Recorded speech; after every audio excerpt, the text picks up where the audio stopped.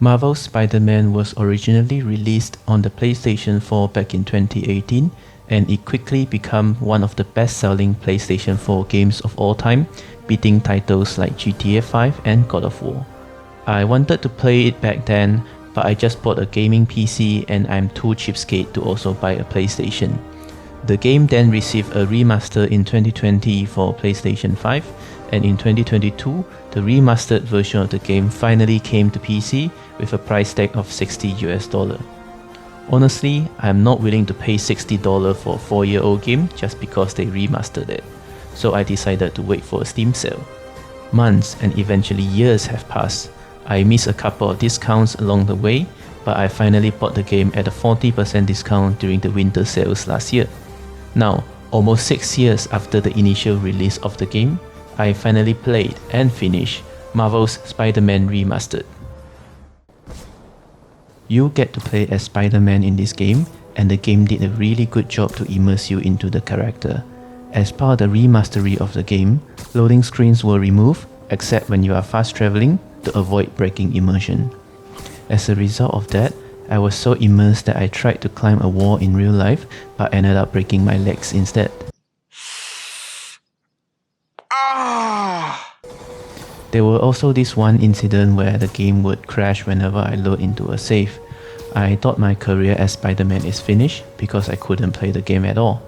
Luckily, I have a PhD in internet research, and I found out that my overclocked latest generation CPU was simply too powerful for the game. So I had to go into the BIOS and tell my motherboard to tone it down a little bit, and the game works perfectly again after that. The best part of being Spider-Man is that there is always some bad guys that you can beat up within the city.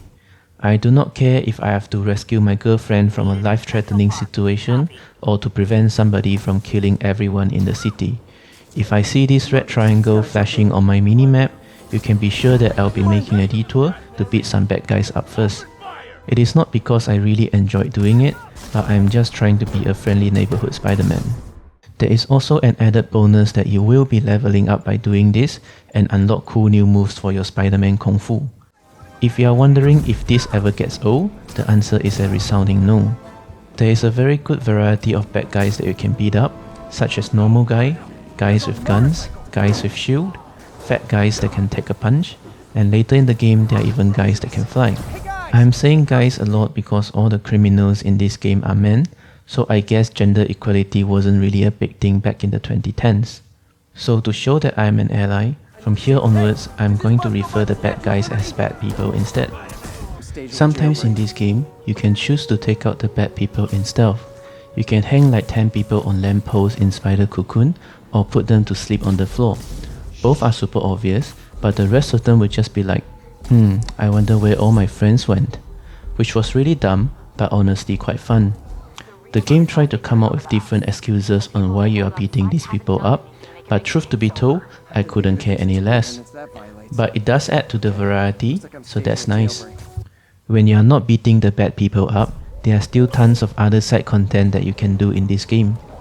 You can either go catch a pigeon, have a race with a drone, look for the hundreds of backpacks that Spider-Man has decided to hide all over the city for some reason. I mean, there are better ways to hide your porn magazines, just saying. You can also visit and take pictures of famous landmarks, or finish some chores that your best friend Harry left behind when he moved to Europe. He calls them research, but we all know that they are just chores that he was too lazy to do himself.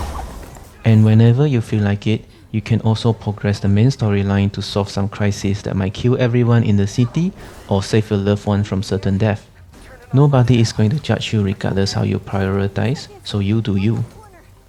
Speaking of the main story, the voice acting and cutscenes actually feels like they are straight out from a Marvel's movie in terms of quality. Pick on someone your own size, Rhino. There is no one my size, Hulk. Unfortunately, they let the interns write the story, so the plot was really illogical and oftentimes it does blow my mind, but in a bad way.